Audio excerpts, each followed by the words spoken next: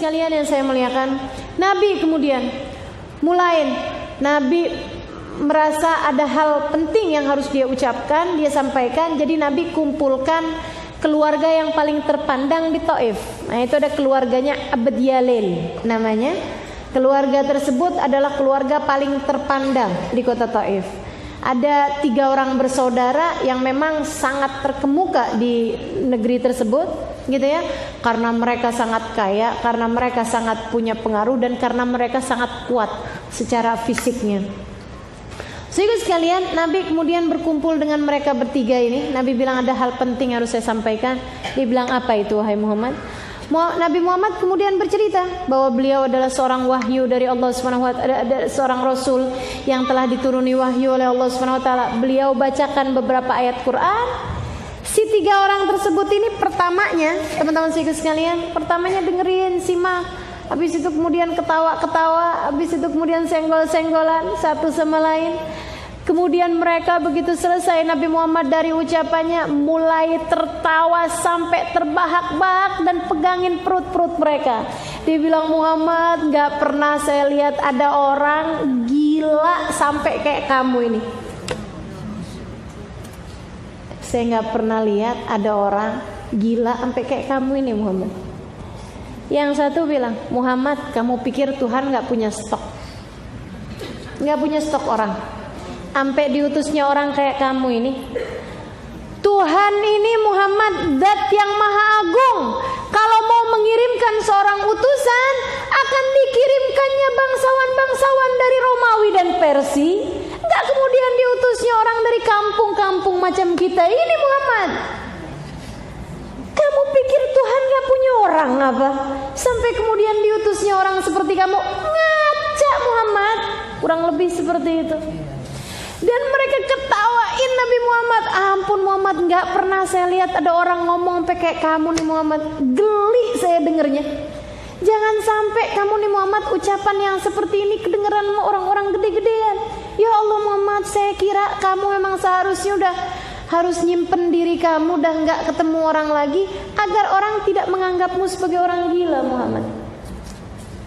Ya ampun, Nabi diketawain sampai luar biasa, dan mereka sampai pegang-pegang perutnya loh karena kegelian. Nabi sedih hatinya. Ia datang dari Mekah di saat semua orang menyakitinya, sesudah kewafatan 2 orang tercinta di dalam hatinya. Berharap perlindungan malah diperlakukan yang seperti itu. Bagaimana menurutmu teman-teman saudara sekalian?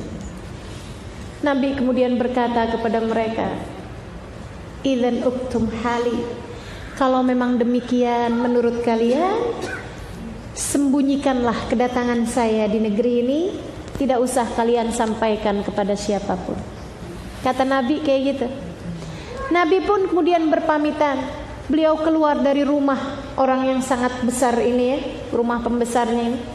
Nabi keluar, begitu keluar, mereka pun mengikuti Nabi Muhammad alaihissalam. Bangsawan 3 Taif ini mengikuti Nabi Muhammad alaihissalam. Kemudian dari kejauhan ada kelihatan anak-anak kecil-kecil lagi main-mainan. Mereka bertiga kemudian manggil anak-anak kecil tersebut, nak sini deh nak, sini. Mereka kemudian berlari-lari mendekati pemuka-pemuka Taif tersebut. Masih ada juga kelihatan budak-budak. Dia pun kemudian manggil budak-budak tersebut. Mereka semua berdatangan, jumlah mereka puluhan orang banyaknya, anak kecil dan budak-budak itu. Kemudian 3 bangsawan itu berkata kepada semua anak-anak dan budak-budak tersebut, laki-laki dan perempuan budaknya, anak kecilnya juga laki-laki dan perempuan, segala macam umur dari 5 tahun, 6 tahun, 7 tahun sampai dengan 15 tahun, 14 tahun. Saudara sekalian, mereka bilang, saya kasih kalian uang ya, dibagiin uang, kemudian dibagiin hal-hal yang mereka paling senangi gitu, sambil bilang, tuh ada orang gila, lemparin gih. Anak kecil-kecil tersebut kemudian mereka meraup batu-batu kerikil.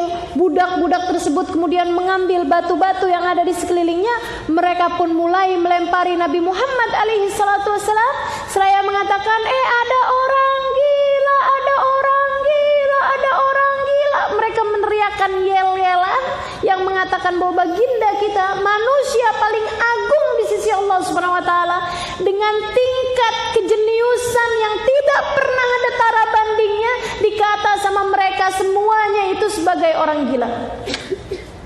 Dan mereka melempari beliau dengan batu-batu kerikil. Saudariku sekalian yang saya muliakan, dibilang itu Muhammad orangnya. Mereka pun, Muhammad gila, ada orang gila, sambil lari-lari mengejar Nabi Muhammad sembari melemparinya dengan batu-batuan. Katanya Zaid bin Thaif, saya sudah enggak tahu lagi mesti berbuat apa. Saya ketika melihat serangannya banyak sebelah kanan Nabi, saya berdiri berlarinya di samping kanan Nabi Muhammad. Tapi yang mereka cari memang bukan saya, sehingga batu-batu tersebut segera mengarah ke samping kiri Nabi. Saya pun kemudian mengarah ke samping kiri Nabi. Mereka lempari Nabi Muhammad alaihi salatu wassalam dari tengah Nabi Muhammad. Saya pun mengarah ke tengah Nabi Muhammad alaihi salatu wassalam. Terus seperti itu bermil-mil jauhnya, teman-teman saudara sekalian, berkilo-kilometer jauhnya, berkilo-kilometer jauhnya, berjam-jam lamanya. Saudaraku sekalian saya muliakan, sampai membuat betis Nabi Muhammad alaihi salatu wassalam berdarah-darah, terluka karena lemparan batu-batu kerikil tersebut. Sampai di salah satu kesempatan Nabi ketika melihat ada beberapa tikungan-tikungan yang bisa membuat mereka kebingungan gitu ya, yang mana satu yang dilewatin Nabi berlari dengan sangat kencang, diikuti oleh Zaid bin Harithah dengan sangat kencang. Nabi kemudian mendapati ada sebuah tembok tinggi, Nabi pun kemudian bersembunyi di balik tembok tersebut. Anak-anak kecil dan budak-budak tersebut berhenti, nggak tahu mereka Nabi lewat di mana. Kemudian mereka berpencar dan pulang. Nabi nyandarkan dirinya ke tembok tersebut. Habib Ali Habsyi ketika menceritakan kisah ini, dia bilang, ya Allah, coba saya yang jadi temboknya. Enak bener tuh tembok disandarin sama Nabi Muhammad. Ya Allah. Nabi kemudian manjangin kakinya, selonjorin kakinya, diusapnya luka-luka yang banyak mengenai betisnya itu, dibersih-bersihkannya darah-darahnya yang ada di kakinya. Kata Zaid bin Harithah, saya enggak sanggup ngelihatnya, enggak sanggup saya ngelihatnya. Manusia agung ini diperlakukan sedemikian, enggak tega saya, enggak bisa saya lihat. Dia bilang gak lama kemudian Nabi angkat tangannya. Saya langsung menjauh dari Nabi Muhammad. Saya takut kalau saat itu Nabi berkata, ya Allah, kau lihatlah bagaimana perlakuan orang Taif kepadaku. Jangan biarkan begitu saja mereka ya Allah. Balaslah mereka ya Allah. Atau ya Allah, bagaimana menurutmu perlakuan orang Taif kepadaku? Dia bilang, saya takut saat itu juga Allah mengirimkan hujan api dari langit, atau kemudian khasaf binal arad, atau bumi segera menenggelamkan kami. Dia bilang, dan saat itu, jika saat itu terjadi, saya takut saya ikut-ikutan tidak selamat bersama dengan warga Taif, karena saya merasa saya tidak cukup untuk menjaga dan melindungi Nabi Muhammad. Saya tidak berbuat maksimal. Saya takut jika saat itu terjadi, saya ikut serta di antara mereka yang tenggelam, ataupun yang diturunkan hujan api dari langit itu, seperti yang telah Allah Subhanahu wa taala perbuat kepada para nabi-nabi yang terdahulu. Bukankah begitu Allah berbuat kepada nabi yang terdahulu? Teman-teman saudaraku sekalian saya muliakan, kata Zaid bin Harithah, ngeri saya langsung jauh-jauh.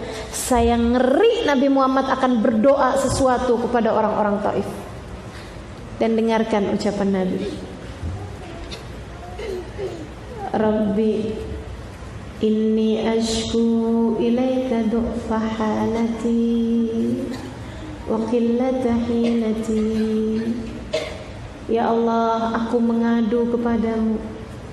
Nabi ngadu, tapi yang diaduin Nabi ternyata bukan orang Taif yang telah melempari beliau.